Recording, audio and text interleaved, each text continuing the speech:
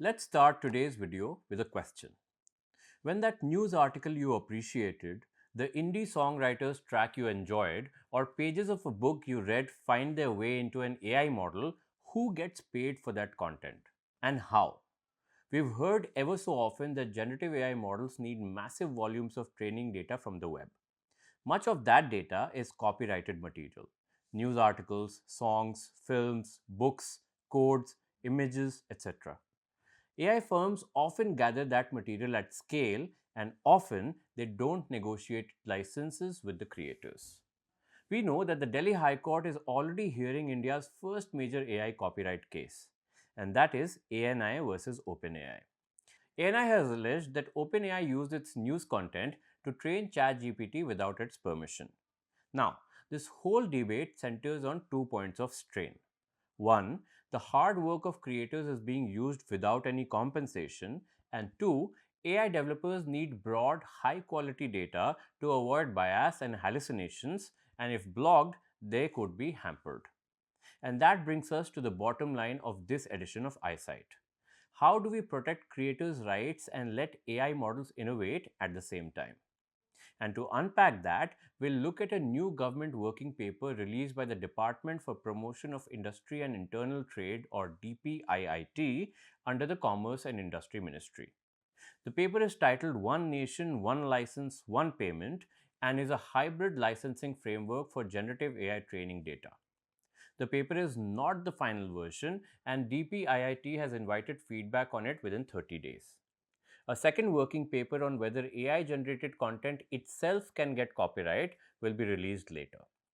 Recognizing the need for a structured look at these issues, the DPIIT set up a committee on April 28 this year. The committee's job was to identify the copyright concerns raised by AI systems, examine whether current laws are adequate, recommend changes if necessary, and prepare the working paper for stakeholder consultations.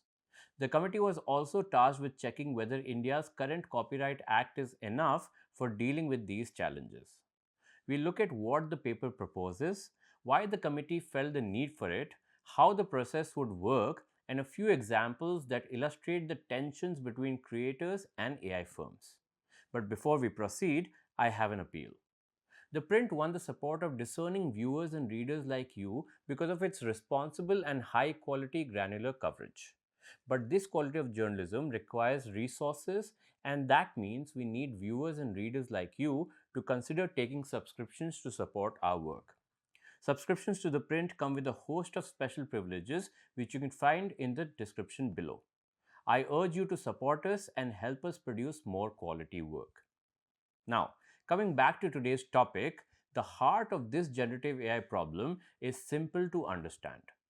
AI systems are trained on huge datasets that often include copyrighted works, usually without permission from the copyright holders. And once trained, these systems generate outputs that raise another set of questions. Can these outputs be copyrighted? Do moral rights apply?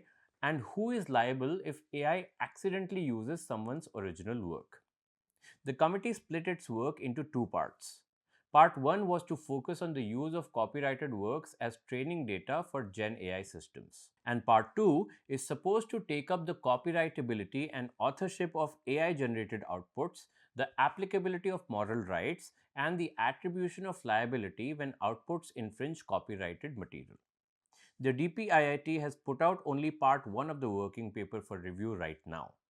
The committee first looked at the common options that policymakers consider globally. I'll list them out for you. Blanket text and data mining, or TDM exception. This model is favored by many tech companies. It basically allows training on lawfully accessible content without separate licenses. TDM with an opt out. In this case, creators can mark some works that they want excluded, and the rest gets covered under TDM. Voluntary direct licensing. This essentially means separate negotiated deals between individual rights holders and AI developers. Collective or extended collective licensing. In this case, a collecting society negotiates for a broad class of works. Statutory licensing. In this case, the law creates a defined right to use works for AI training in return for statutory remuneration. After analyzing the pros and cons, the committee concluded that none of the traditional options worked simply on their own, that a balance needed to be struck. Why? Because blanket TDM would leave creators uncompensated. Opt outs would disadvantage small creators and make datasets fragmented. Direct negotiation would be just too prohibitively costly and slow, and attribution and tracing would be technically hard. So, the committee proposed a hybrid solution. And what is that hybrid proposal? In short, it involves mandatory blanket license plus a single rights holder run collecting entity plus statutory royalties determined by a government committee. The rights holders cannot withhold works from training, but they are owed a mandatory payment. That payment is collected centrally and distributed to the creators. Let's discuss in detail how it's supposed to work. The law would create a license allowing AI developers to use all lawfully accessed copyright protected works for training without negotiating with each creator individually. One very important qualification here, though, it is about lawful access. So, that means that the license does not permit bypassing paywalls or tech protections. So, if a firm illegally scrapes a paywalled archive, this statutory license won't save it. The working paper proposes to create a non profit body called the Copyright Royalties Collective for AI Training, or CRCAT. CRCAT is to be created by rights holder organizations and designated by the government. Only one member organization per class of works would be a CRCAT member. For unorganized sectors with no society, the government would nominate representatives to ensure these sectors are represented on CRCAT's governing board. Now, a government constituted rate setting committee, which will have senior officials, legal, economic, technical experts, a CRCAT member, and an AI developer representative, sets the royalty rates. Under the proposed plan, rates are to be set transparently, reviewed every 3 years, and are subject to judicial review. There are also rules on how to set rates and how the royalties will be collected and distributed. Those have several technical details, and because the proposal is not yet finalized, we'll leave it aside for now to discuss when these norms are finalized. But essentially, AI companies must pay into a central fund, and then a government designated body will distribute royalties to creators, including the smaller ones. There would also be procedures for disputes, judicial review of rates, and protections against unfair distributions. The system aims to preserve creators' statutory remuneration while keeping administrative overhead low for AI developers.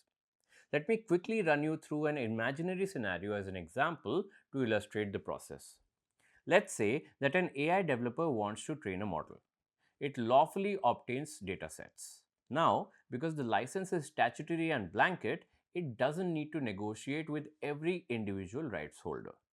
Then, the developer files an AI training data disclosure form with CRCAT describing categories of works used. CRCAT uses the rates from the rate setting committee to calculate the royalty due, which is typically a percentage of gross revenue attributable to the trained system paid annually.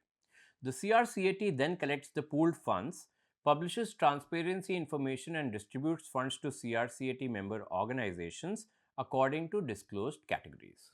If creators or AI developers disagree with rates or distributions, they can challenge the rate setting committee's decisions in court. CRCAT must also provide grievance mechanisms. Looking at all of this, the working paper's logic is straightforward. For AI developers, it removes the holdout risk. Basically, they get legal certainty to get lawfully accessed works without negotiating with millions of creators, reducing transaction costs and enabling smaller players to compete. For creators, it preserves the essence of copyright. Creators are owed compensation when their works are used commercially to train AI. The centralized collection means creators can receive payment without individually litigating or negotiating. Now, there are some criticisms of this model as well. One is that government mandated licensing or blanket regulation could stifle innovation, imposing fees and bureaucratic burden on AI developers. Others argue that expanding copyright to regulate AI use may worsen legal uncertainty and inhibit new AI ventures. Next it's nearly impossible to measure the marginal contribution of a single work to a model's output. Upfront fee could harm new entrants, and full detailed transparency obligations on training datasets could be burdensome and may slow down their work. To be clear, the paper does refer to some of these issues candidly. Now, let's talk about something that happened in this whole episode. NASSCOM, which participated in the DPIIT committee, dissented, saying that mandated royalties would function as a tax on innovation. It argued that mining freely available non paywalled content should be permitted and that providers of both open and access restricted content should be able to reserve their material from LLM training. The committee rejected this view, noting that small content creators may lack the capacity to enforce such opt outs.